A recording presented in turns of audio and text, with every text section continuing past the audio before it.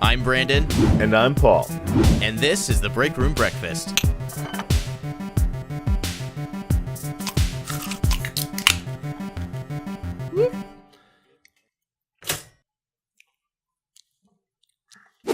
We got a Kiwi Sandia LaCroix. LaCroix Curate. Ooh, curate. Is that what that says? I can't read cursive anymore.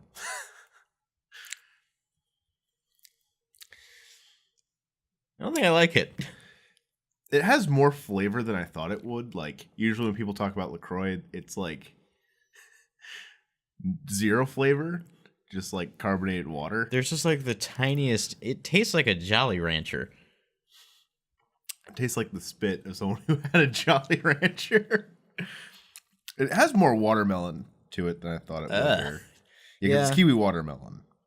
I'm getting the watermelon, at least, and that's what I want. I love watermelon, so... Yeah, it's just not enough watermelon.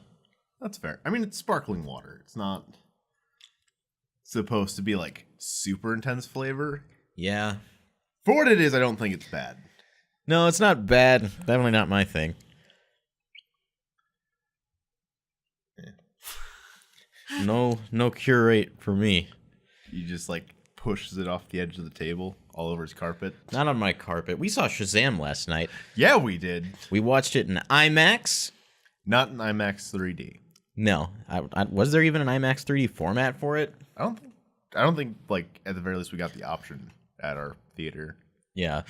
So I was pretty excited going into this movie, and I'm very happy to report that it actually blew my expectations away. I don't know if it blew my expectations, but, like, it definitely met my expectations. I was expecting it to be very good. I guess I was expecting a little bit less than that. You were expecting it to be DC Cinematic Universe quality, right? Yeah, pretty much. But it was fun. The character of Billy Batson was super interesting. They spent a lot of time delving into the character, which is something that the DC movies maybe don't do super well. I'm guessing that a lot of times they assume that, like, the audience knows the character. And in this case, like, I know a little bit about Shazam, but not a lot. The only thing I knew about Billy Batson going into this was that he was an orphan. That was it. I knew he was 10. I think in this he was 14, though. So they aged him up. He needed it. You good? Still fighting with my LaCroix. Yeah, you can tell it was kind of a budget movie in a few ways. They didn't want to spend the big bucks to lose it all. Yeah, this is going to have some spoilers in it, by the way. Probably light. But there are some CG monsters in this movie that don't always look that great. Also, they all kind of look samey. Yeah, you can't really tell them apart. I think the only one that I could really, like, pick out was, like, Gluttony, just because he was legitimately terrifying. He looked like something out of, like, Left 4 Dead. Yeah, actually, yeah. His body, his, like, stomach just, like, opens up and he just, like, from consumes his legs you. up. Yeah. It just... He's like a big butt crack. If that was, like, of all of them, that would be the one that would be most horrifying for me to be chased by. Yeah. Speaking of villains, though, I feel like they did a really good job with the villain in this movie. I think all of the characters, like, as a whole, yeah, were all really well done. Everybody was really well casted. Yeah, the supporting cast, the rest of the kids in the home, I think were really well done. They really only focused on a couple of them, which I think was a good choice. There was the older sister, who they had, like, one little piece of character with when they... there's a scene where Shazam saves her from getting hit by, like, a truck. Captain Sparklefingers. And she's crying because she got accepted into college, and Billy doesn't quite understand why that's a bad thing. But, like, that's the very, like... that's, like, the only moment of character you really get with her. But they don't ever have... There's really no need to ever go back to it. Like, that's all we needed to know. I kind of wish they had gone back to it, though, because I want to know what she ultimately decided. I'm going to guess that she decided to stay back with the family after the events of something of later things in the movie. Community college. Yeah. There's nothing wrong with community college. No, there isn't. And if you say anything otherwise, you're going to have a problem with me. I thought Zachary Levi was hysterical as Shazam. Also, the kid they casted for Billy Batson, I don't quite remember his name, but I was actually really impressed with him and also his friend. Freddie? Yeah, Freddie. Freddie was a standout for me, I think. Yeah. What a good kid. I feel like you spend such little time as Billy in his young form compared to like full-grown Shazam that like once the transformation initially happens, we kind of forget about Billy for a while. Yeah. Well, I mean, initially doesn't even know how to change back into Billy. And that was cool. The way he initially returns to his Billy form, I think, was really well done. Yeah. Sneaking back into the house, the Christmas tree with Victor. He said, all I did was screw in a light bulb. And then the whole thing goes up in a spark.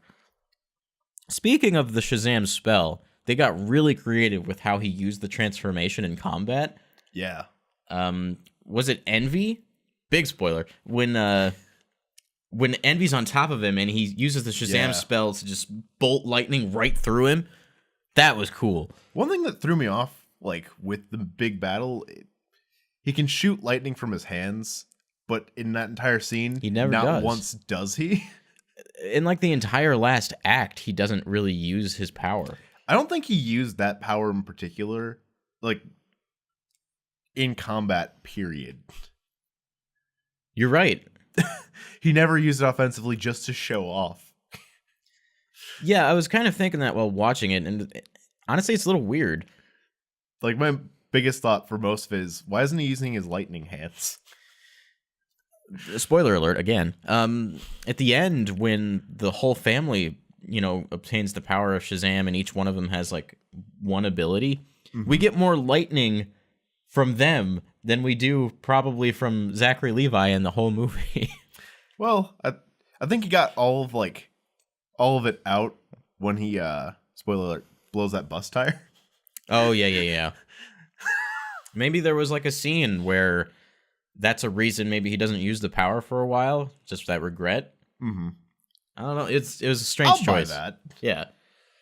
But the way they present it in the movie, it's kind of strange. He just doesn't really use his abilities in the latter half of the movie, so weird. They were blowing all the budget on the CGI monsters. Yeah. They didn't want to just like make it too easy. Yeah. This movie's super funny, but it's not like obnoxiously funny. Define obnoxiously funny. It's not trying hard. Gotcha. The comedy feels organic. There's one shot we see of Zachary Levi flossing a lot on the internet, and that's only in the movie for not even a whole second. So they're not like trying to be hip really ever. It's just funny lines. It's a kid in an adult's body. That's a funny scenario. They play it well. But they don't overdo it. Actually, there's another thing about it, like, I've heard people like comparing it to Big, and they did, I think, give a little nod to it in the movie when he's in the toy store fighting the villain, and like he finds himself on top of that like piano. Mm-hmm. Like I think that's a callback to Big. Oh, okay. I didn't catch that. There's a lot of like small, clever things in that movie. A lot of video game humor. Yeah. There's one of the kids. Hadouken. Hadouken is a good one. He's just like playing video games for the majority of the movie. When we're introduced to him, he's playing what I can only assume was Fortnite. Mm-hmm. They never show us what he's playing. Later on in the movie, they're playing Mortal Kombat. I couldn't tell if it was Mortal Kombat 10 or if they had taken footage from Mortal Kombat 11 and put it in there. I wasn't really paying too much attention to that, so I don't know. I mean, they had a finish him joke in there too, or a fatality joke. That was also a fatality joke. Yeah, a lot of video game humor, which I really appreciated. What was your favorite part of the movie? Gosh. It actually might just be the post-credit scenes of all things. Really? Yeah, that last bit was really great. The making fun of Aquaman. Wait, no, I might just be thinking of the actual like last scene of the movie. The cafeteria. That was not a post-credit scene. That was the end of the movie. I'm having an off day. It's been forever since we actually watched the movie. Okay, it's been like... Not even 24 hours. I know, it's not fresh in my head anymore. So why is that your favorite scene? Spoiler. It was funny. Okay. The nod to Superman I thought was great. Mm-hmm. And also just like seeing that like correcting that wrong earlier in the movie when he doesn't show up to the cafeteria. It's that moment when like Billy really is part of the family. Granted, I think that was also the scene before when he actually like hands in. Yeah, in the kitchen or the kitchen table. Yeah. I just like seeing that transition for him because it was a big like character moment. Growth. Yeah. Yeah, I can see that. Definitely a great scene. One of my favorite scenes in the movie is when he finds his mother. Spoiler alert. Like, if you haven't expected spoilers by this point. So he finds his mother through the help of his, family that he hasn't quite accepted yet. Foster family. Yeah, his foster family. And he comes to find out that she knew that he was missing and she found him and then just chose to not reclaim him from the police. I think like they play it in a way to where like you do feel sympathetic for her. Yeah. She didn't make the right choice, but she was doing the best she could at the time. They try not to make her out to be the villain. Yeah. She was trying to do what she thought would be best for Billy because she was 17 and she didn't quite know what she was doing. Yeah, and you even get a sense that she's had trouble with men in the past, with his father being in jail. And you get the impression that she's still having trouble with men. Well, that's what I was going to say. Yeah, there's the guy who keeps yelling at her from inside the apartment. And it definitely seems like she's just a very vulnerable person who needs help.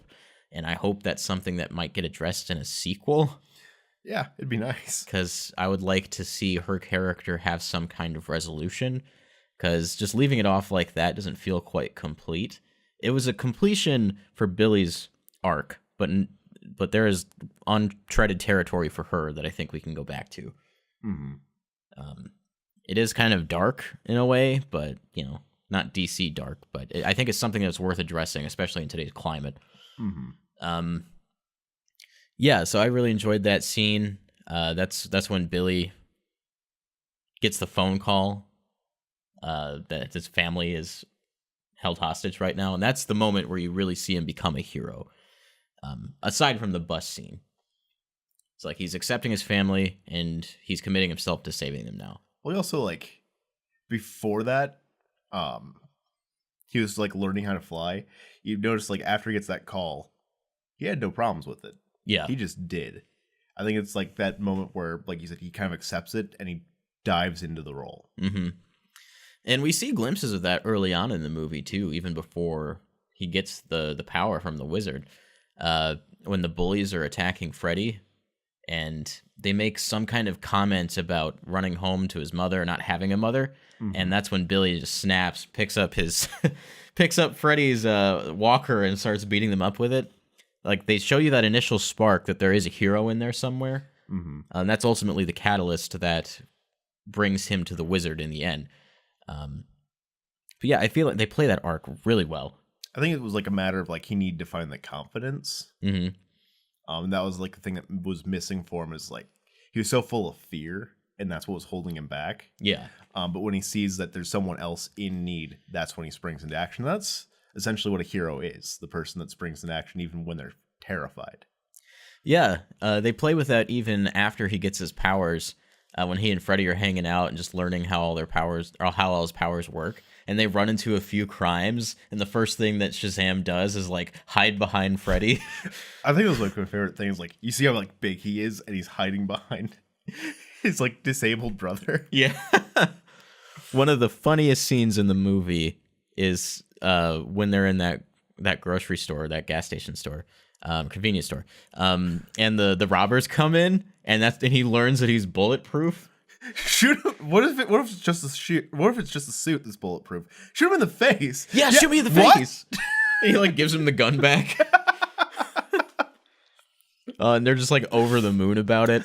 And then after that, you watch the two guys get flung through the window from the other side. Super funny. I've actually I respect Billy's approach, I respect Freddy's approach to like testing out the powers by like throwing dangers at him, not knowing if it'll actually hurt him or not. Like setting that box on fire without him knowing. Was great.